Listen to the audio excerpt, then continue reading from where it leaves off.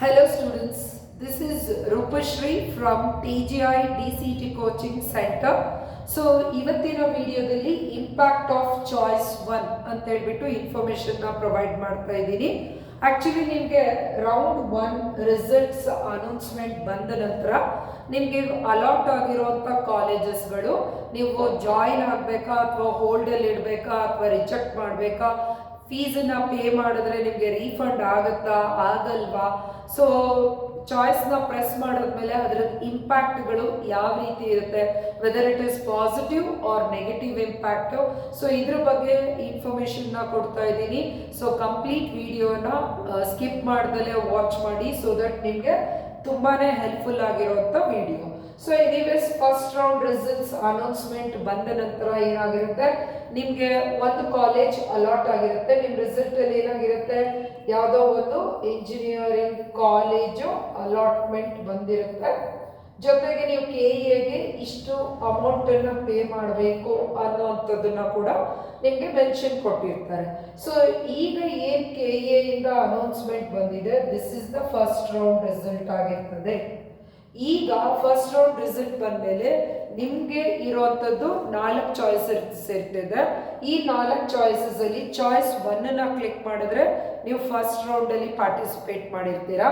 Choice 2 ಮತ್ತು choice 3 click ಮಾಡಿದ್ರೆ second round ಆಗಿರ್ತದೆ.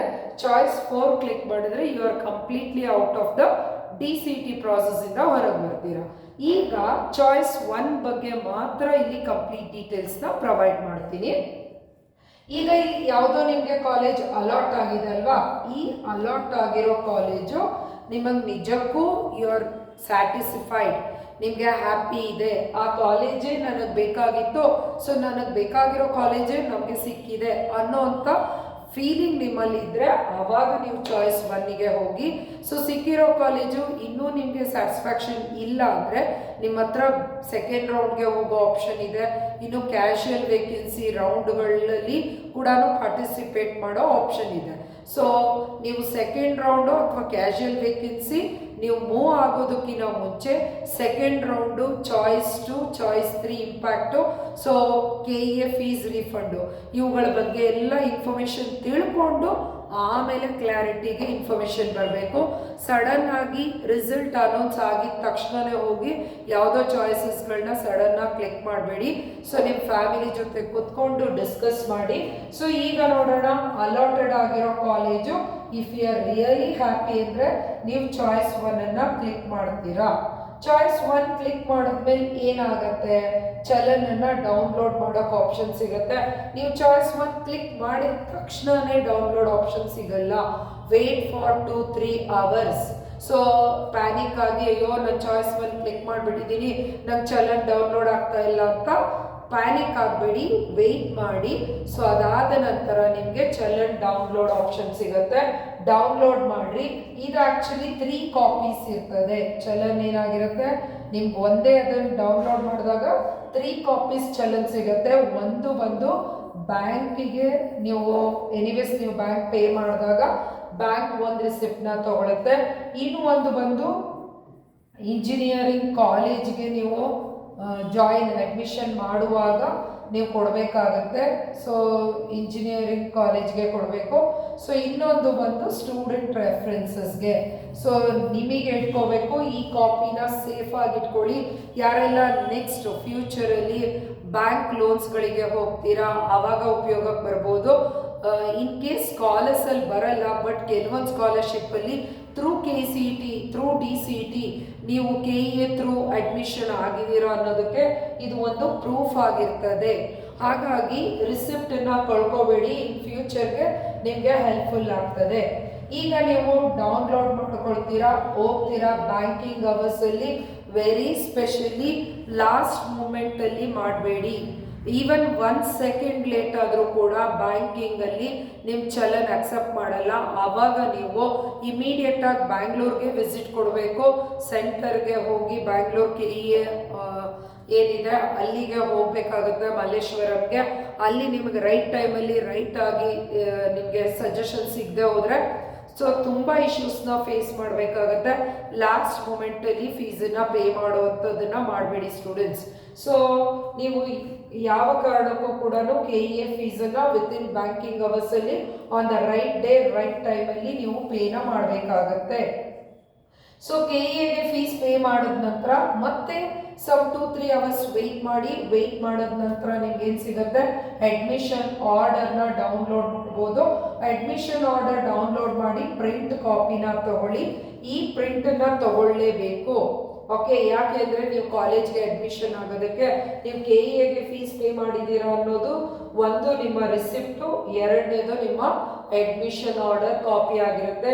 ಈ ಅಡ್ಮಿಷನ್ ಆರ್ಡರ್ ಕಾಪಿ ಜೊತೆಗೆ so required documents, okay, so ಯಾವುದೆಲ್ಲ ರಿಕ್ವೈರ್ಡ್ ಡಾಕ್ಯುಮೆಂಟ್ಸ್ಗಳು ಬೇಕು ಅನ್ನುವಂಥದ್ದು ಸೊ ನಾನು ನಿಮ್ಗೊಂದು ಸಪ್ರೇಟ್ ವಿಡಿಯೋ ಮಾಡಿಕೊಡ್ತೀನಿ.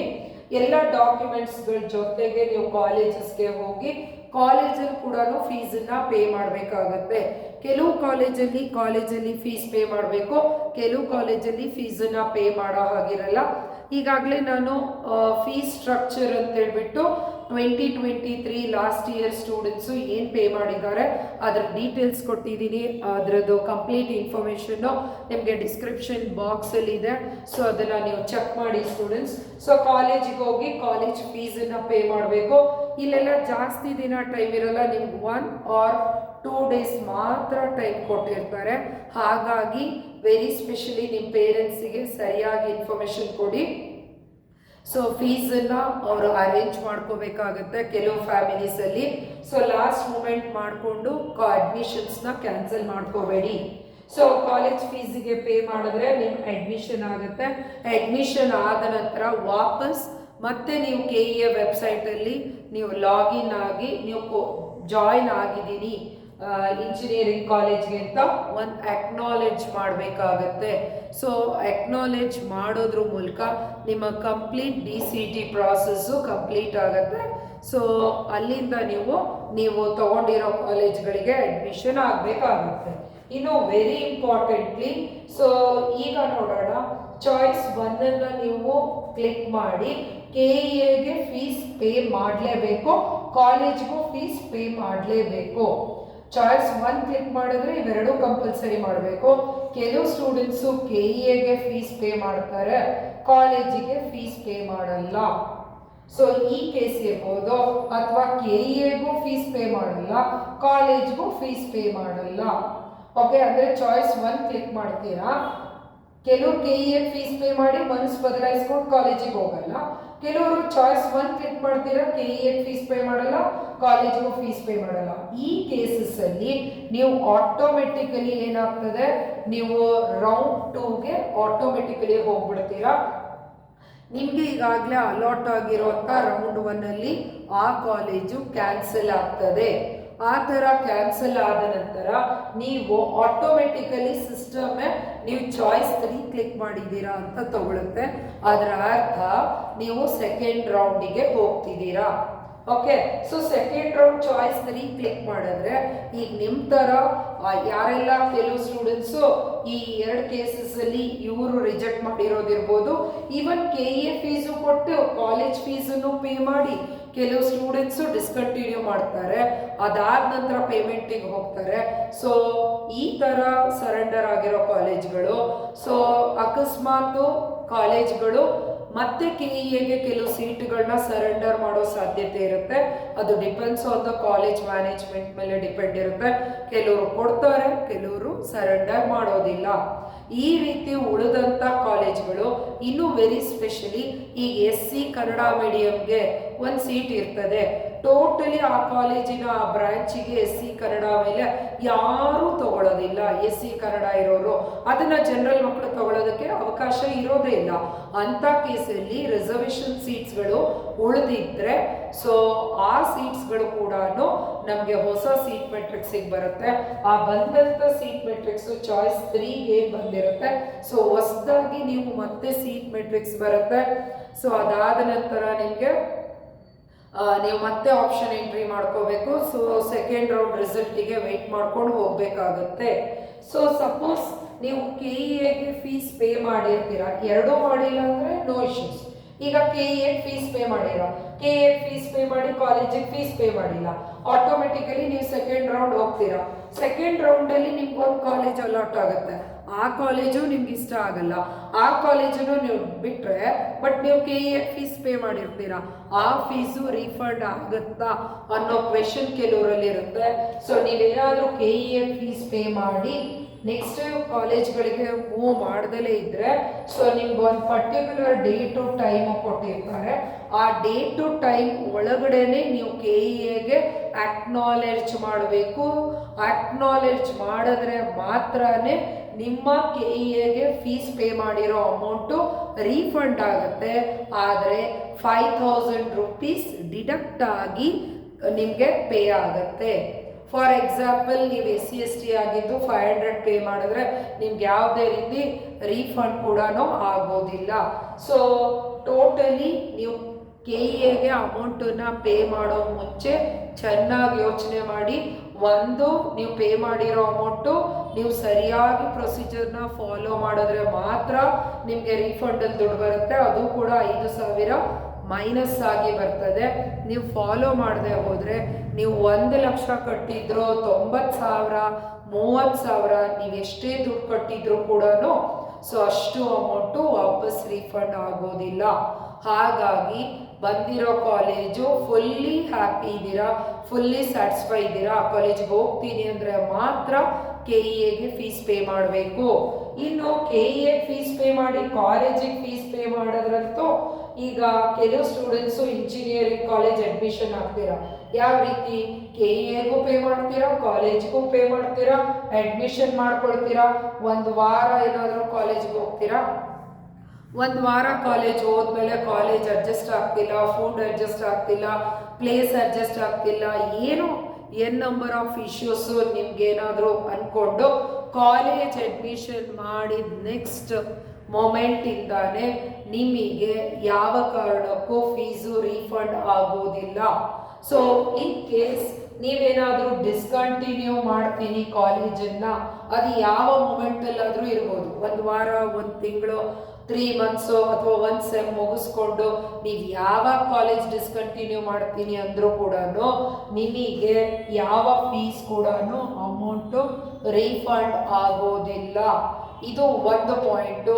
ಇನ್ನೂ ಮೇಜರ್ ಪಾಯಿಂಟ್ ಏನು ಅಂದರೆ, ನೀವು ಸೆಕೆಂಡ್ ಇಯರ್ಗೆ ಫೀಸನ್ನು ಪೇ ಮಾಡಿರ್ತೀರಾ, ಓಕೆ, ಕಾಲೇಜ್ಗೆ ವಿತ್ ಆಲ್ ಒರಿಜಿನಲ್ ಡಾಕ್ಯುಮೆಂಟ್ಸು ಅವರಿಗೆ ನೀವು ಸಬ್ಮಿಟ್ ಮಾಡಿರಲೇಬೇಕು.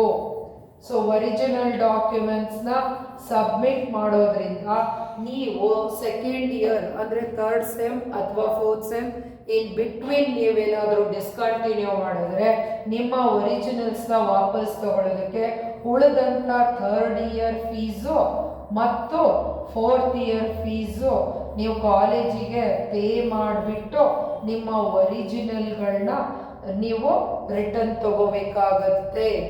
ಓಕೆ, ಹಾಗಾಗಿ ಸೊ ಚಾಯ್ಸ್ 1ನ ಕ್ಲಿಕ್ ಮಾಡೋಕ್ಕಿಂತ ಮುಂಚೆ ಅಥವಾ ನೀವು ಪೇಮೆಂಟ್ ಸೀಟ್ ಹೋಗೋಕ್ಕಿಂತ ಮುಂಚೆ ಸರಿಯಾಗಿ ಯೋಚನೆ ಮಾಡ್ಕೊಂಡು ಹೋಗಿ.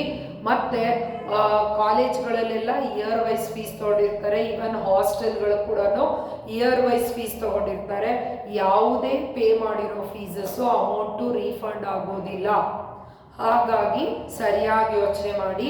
So this is the complete choice 1 impact ಆಗಿರುತ್ತೆ. ಚಾಯ್ಸ್ 1 ಕ್ಲಿಕ್ ಮಾಡಿದ್ರೆ ಫೀಸ್ ಪೇ ಮಾಡಬೇಕು, ಕಾಲೇಜಿಗೆ ಪೇ ಮಾಡಬೇಕು, ಕಾಲೇಜಿಗೆ ಹೋಗಬೇಕು, ಎಲ್ಲರಿಗೂ ಕಷ್ಟ ಆಗುತ್ತೆ, ಎಲ್ಲರಿಗೂ ಹಿಂಸೆ ಆಗುತ್ತೆ, ಅದು ನಿಮ್ಗಷ್ಟೇ ಆಗ್ತಿರಲ್ಲ. ಸೊ ಹಾಗಾಗಿ ಸ್ವಲ್ಪ ಹೋದಾಗ ಅಡ್ಜಸ್ಟ್ ಆಗೋಕ್ಕೆ ಟೈಮ್ ಬೇಕು. Moreover you are the luckiest batch. So ನಿಮಗೆ ರೈಟ್ ಟೈಮಿಗೆ ಕಾಲೇಜ್ಗೆ ಹೋಗ್ತಿದ್ದೀರಾ. ಸೊ ನಿಮ್ಮ ಸೀನಿಯರ್ಸ್ಗಳು ಫೇಸ್ ಮಾಡಿದ ಪ್ರಾಬ್ಲಮ್ಸ್ಗಳಿಗೆ ಕಂಪೇರ್ ಮಾಡಿದ್ರೆ ನೀವು ಪ್ರಾಬ್ಲಮ್ನ ಅತಿ ಕಡಿಮೆ ಫೇಸ್ ಮಾಡ್ತೀರಾ. ಸೊ ಐ ಹೋಪ್ ನಿಮಗೆ ಪ್ರಾಬ್ಲಮ್ ಬರೋದಿಲ್ಲ ಅಂತ ಅಂದ್ಕೊಂಡಿದ್ದೀನಿ. ಸೊ ನೀವು ಕಾಲೇಜನ್ನು ತಗೊಳ್ಳಿ, ಚೆನ್ನಾಗಿ ಓದಿ. All the very best for all your future exams. ಇನ್ನು ನಮ್ಮ ಟೆಕ್ನೋಗಿಕ್ಸ್ ಇನೋವೇಷನ್ಸ್ನಲ್ಲಿ ಮೊಹಮ್ಮದ್ ಸೈಫ್ ಅಲಿ ಶೇಖ್ ಇವರು ಸ್ಟೇಟಿಗೆ ಫಸ್ಟ್ ರ್ಯಾಂಕ್ ಇರುವಂಥದ್ದು. ಇನ್ನು ನಮ್ಮ ರ್ಯಾಂಕಿಂಗ್ ಸ್ಟ್ಯಾಟಿಸ್ಟಿಕ್ಸು ಇದು ಲಾಸ್ಟ್ ಇಯರ್ ಸ್ಟ್ಯಾಟಿಸ್ಟಿಕ್ಸ್ ಆಗಿರ್ತದೆ. ಈ ವರ್ಷ ಕೂಡ ಇದಕ್ಕಿಂತ ದಿ ಬೆಸ್ಟ್ ರ್ಯಾಂಕಿಂಗ್ಸ್ಗಳನ್ನ ತೊಗೊಂಡಿದ್ದಾರೆ ನಮ್ಮ ಸ್ಟೂಡೆಂಟ್ಸು. ಅದನ್ನು ವೆರಿ ಸೂನ್ ರಿಲೀಸ್ ಮಾಡ್ತೀವಿ. Not only DCT first rank, even KPTCL civil, PWD KPTCL ಅಲ್ಲೂ ಕೂಡ JE ಪೋಸ್ಟ್ಗಳಿಗೆ ನಾವು ಕೋಚಿಂಗ್ ಕೊಟ್ಟಿದ್ವಿ. ಈಗಾಗಲೇ ಸೆಲೆಕ್ಷನ್ ಆಗಿ ಜೂನಿಯರ್ ಇಂಜಿನಿಯರ್ಸ್ ಆಗಿ ವರ್ಕ್ ಮಾಡ್ತಾ ಇದ್ದಾರೆ. ಇನ್ನು ನಮ್ಮಲ್ಲಿ we are providing the best coaching classes with 100% syllabus completion. ನಿಮಗೆ ರೆಕಾರ್ಡಿಂಗ್ಸ್ಗಳನ್ನ ಪ್ರೊವೈಡ್ ಮಾಡ್ತೀವಿ ನಾವು. ಜೊತೆಗೆ ನಿಮಗೆ 5 ಸಬ್ಜೆಕ್ಟ್ಸ್ ಇರುವಂಥ ಹಾರ್ಡ್ ಕಾಪಿ ಆಫ್ ಬುಕ್ ಕೂಡ ಅವೈಲೇಬಲ್ ಇರ್ತದೆ. ಸೊ ಕ್ಲಾಸಸ್ ಮಿಸ್ ಆದರೆ ನೀವು ರೆಕಾರ್ಡಿಂಗ್ಸಲ್ಲಿ ರಿಕವರ್ ಮಾಡ್ಕೋಬಹುದು. ಸೊ ಕೋಚಿಂಗ್ ಜಾಯಿನ್ ಆಗೋ ಇಂಟ್ರೆಸ್ಟ್ ಇದ್ರೆ ಇಲ್ಲಿ ಮೆನ್ಷನ್ ಮಾಡಿರೋ ನಂಬರ್ಸ್ಗಳಿಗೆ ಕಾಲ್ ಮಾಡಿ ಅಡ್ಮಿಷನ್ನ ನೀವು ತಗೋಬಹುದು ಸ್ಟೂಡೆಂಟ್ಸ್. ಆದಷ್ಟು ಈ ವಿಡಿಯೋನ ನಿಮ್ಮ ಎಲ್ಲ ಫ್ರೆಂಡ್ಸ್ ಗ್ರೂಪ್, ಕಾಲೇಜ್ ಗ್ರೂಪಲ್ಲಿ ಶೇರ್ ಮಾಡಿ. Thank you. This is Roopashree from TGI DCT coaching centre.